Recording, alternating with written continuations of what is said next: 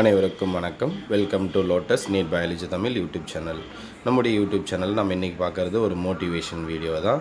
So இந்த motivation வீடியோவில் நம்ம என்ன பார்க்க போகிறோம் அப்படின்னாக்கா, இன்னும் இருக்கிறது பார்த்தினாக்கா நமக்கு சரியாக 13 நாள் இருக்குது. ஸோ நான் இந்த வீடியோ அப்லோட் பண்ணுறேன் இன்றைக்கி பார்த்தினாக்கா செப்டம்பர் 28.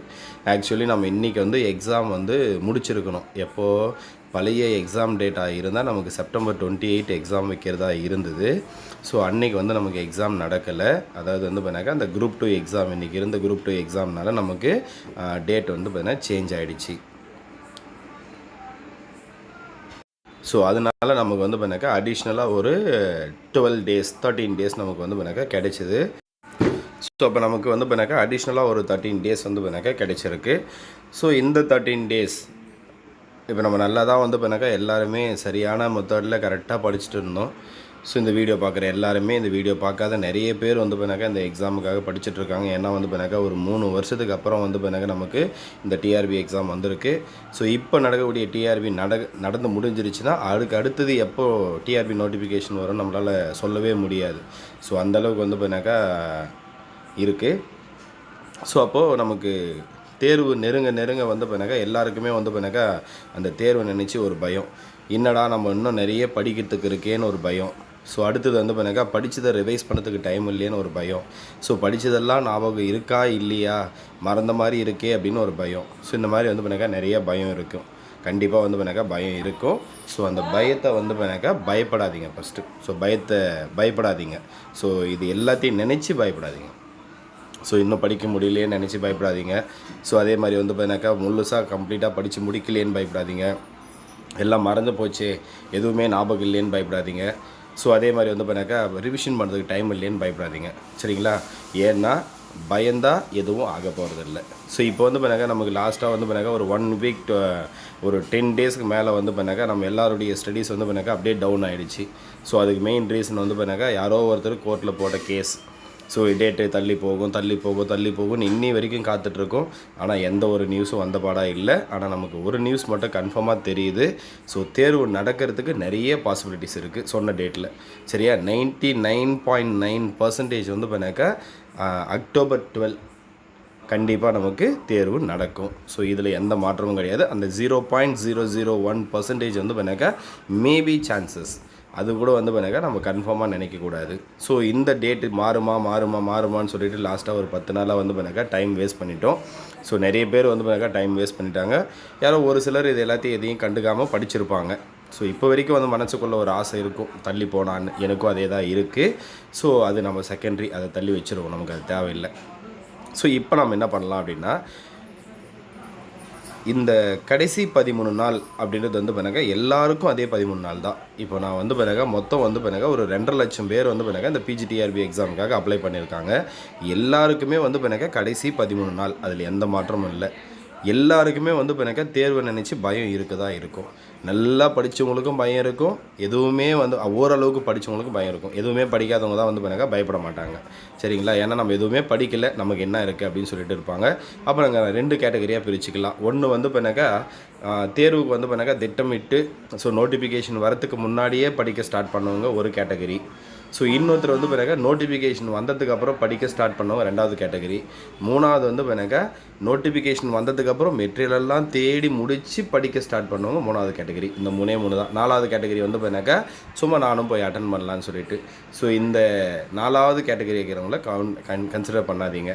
ஸோ இந்த ஃபஸ்ட்டு 3 கேட்டகரிக்குள்ளே தான் பார்த்தினாக்கா நமக்கு காம்படிஷன். சரிங்களா? இந்த 3 கேட்டகரியில் தான் நீங்கள் யாரோ ஒருத்தர் இருப்பீங்க இந்த வீடியோ பார்க்குறவங்க. ஸோ அப்போது இவங்க எல்லாருக்குமே பார்த்தினாக்கா இந்த கடைசி 13 நாள் தான். அவங்களுக்கு பார்த்தினாக்கா நம்ம நிறையா படிச்சிருக்காங்க, அவங்களுக்கு பார்த்தினாக்கா 20 டேஸும், ஓரளவுக்கு படிச்சிருக்காங்க அவங்களுக்கு பார்த்தினாக்கா 15 டேஸும், இப்போ தான் படிக்கவே ஸ்டார்ட் பண்ணியிருக்காங்க அவங்களுக்கு பார்த்தினாக்கா 10 டேஸும். அந்த மாதிரிலாம் எதுவுமே கிடையாது. எல்லாருக்கும் பார்த்தினாக்கா 13 நாள் தான். எல்லாருக்கும் அதே பயம் இருக்கும். எல்லாருக்கும் அதே தான் பார்த்தினாக்கா எல்லாம் கம்ப்ளீட்டாக படித்து முடிக்கல. எல்லாருக்குமே பார்த்தினாக்கா ஏதோ ஒரு வகையில் பார்த்தினாக்கா டிஃபெக்ட் இருக்கும். ஸோ ஃபஸ்ட்டு நல்லா புரிஞ்சுக்குங்க. நம்மளுடைய மேஜர் பார்த்தினாக்கா 10 யூனிட் இருக்குது. நீங்கள் என்ன மேஜர்னா இருங்க, 10 யூனிட் இருக்குது.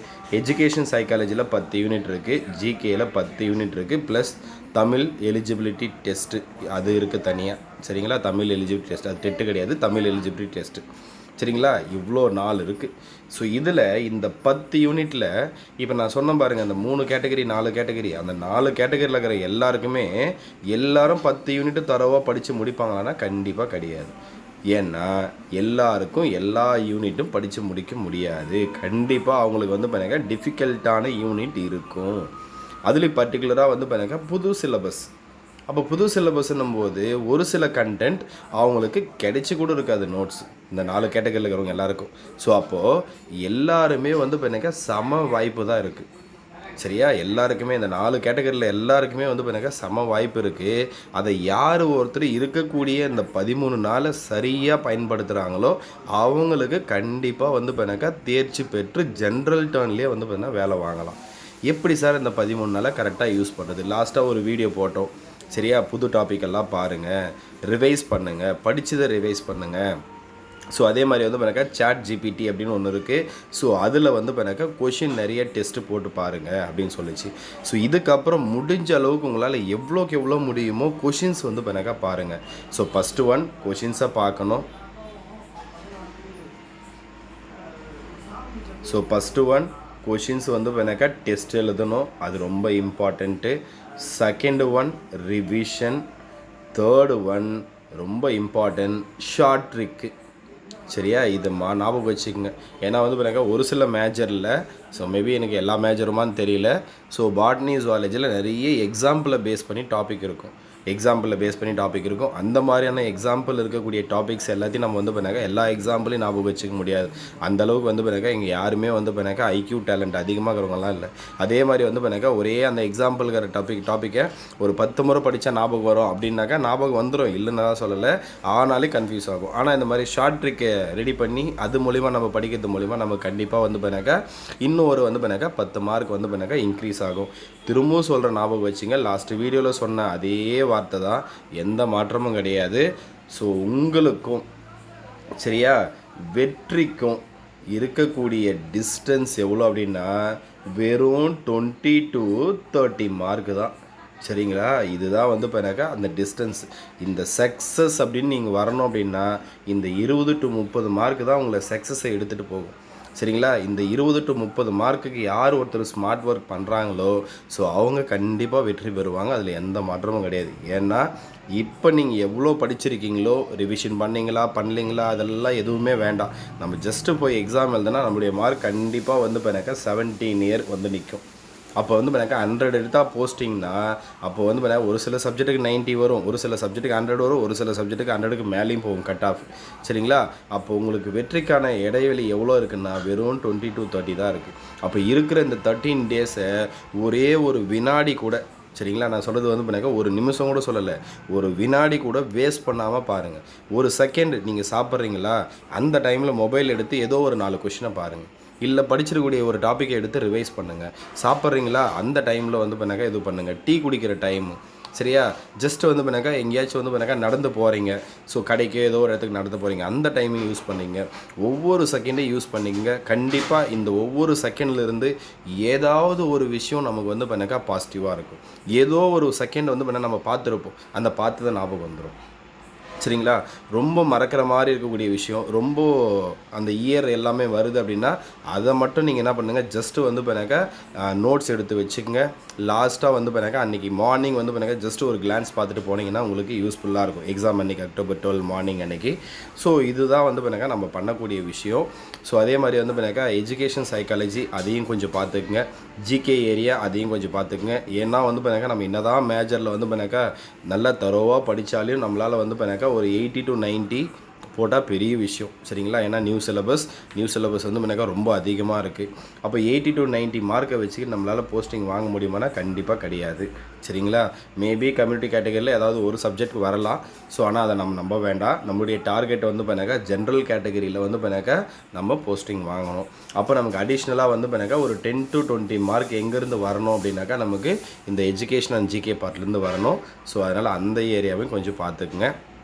இது எல்லாத்துக்கும் மேலே நீங்கள் வந்து பண்ணாக்கா தமிழ் தகுதி தேர்வுன்னு ஒன்று இருக்குது. இது பாஸ் பண்ணால் தான் நம்மளால் வந்து என்ன பண்ண முடியும், அடுத்த மேஜர் பேப்பரே கரெக்ஷன் பண்ணுவாங்க. அப்படி இருக்கும்போது நீங்கள் தமிழ் தகுதி தேர்வை வந்து பண்ணாக்கா பாஸ் பண்ணணும். அதுக்கு என்ன சார் பண்ணலாம் அப்படின்னாக்கா ஜஸ்ட் நீங்கள் படிச்சிருக்கீங்களா என்னன்றது எனக்கு தெரியல. ஸோ படிச்சிருந்தா ஓகே, படிச்சிருக்கிறத தரவாக ரிவைஸ் பண்ணிங்க. ஏதாவது ஒரு யூடியூப் சேனலில் சரிங்களா, ஏதாவது ஒரு யூடியூப் சேனலில் டிஎன்பிஎஸ்சி சரியா, டிஎன்பிஎஸ்சி எக்ஸாமுக்காக வந்து பண்ணாக்கா தமிழ் 10th தமிழ் இருக்குது இல்லையா, ஸோ அது இல்லை ஏதாவது ஜென்ரலாக இலக்கணத்தை பற்றி வந்து பண்ணாக்கா வீடியோஸ் போட்டிருப்பாங்க. நம்மளால் எல்லா இலக்கண குறிப்பையும் ஞாபகம் வச்சுக்க முடியாது.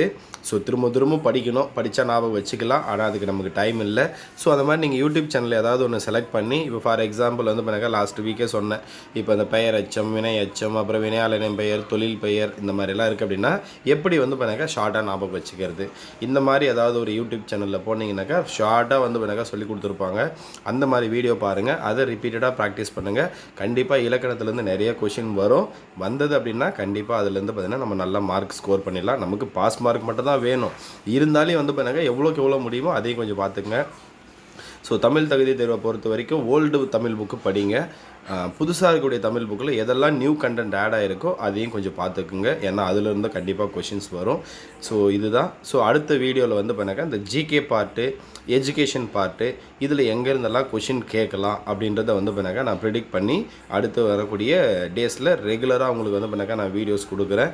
ஸோ எந்தெந்த டாபிக் அப்படின்னு சொல்லிட்டு ஸோ அதையும் நீங்கள் கொஞ்சம் பார்த்துக்குங்க. முடிஞ்ச அளவுக்கு பார்ப்போம். சரிங்களா? நன்றி, வணக்கம்.